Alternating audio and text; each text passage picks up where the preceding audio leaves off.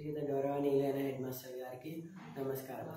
బిర్సా ముండా 150వ జయంతి ఉత్సవాలు నవంబర్ 1 నుంచి 15వ తేదీ వరకు ఉత్సవాలు జరుపుతున్నందుకు బిర్సా ముండా 1875 నవంబర్ 15న జార్ఖండ్ రాంచీ సమీపంలో ఉన్న ఉరిహత్తు అనే గ్రామంలో సుగుణా ముండా మరియు కర్మిహత్తు దంపతులకు జన్మించాడు.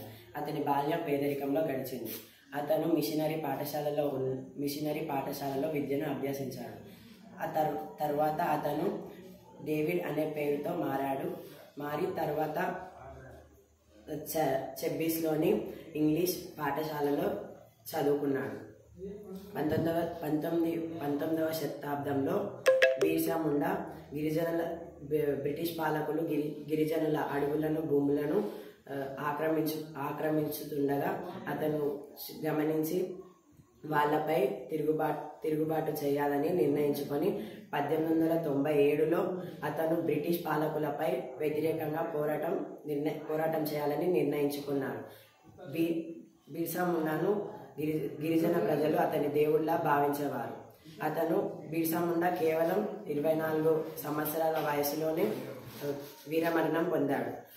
1900 సంవత్సరంలో జూన్ 9న బ్రిటిష్ పాలకులు అతన్ని రాంచీలోని జైల్లో ఉంచుతారు. అతను అక్కడనే మరణించాడు.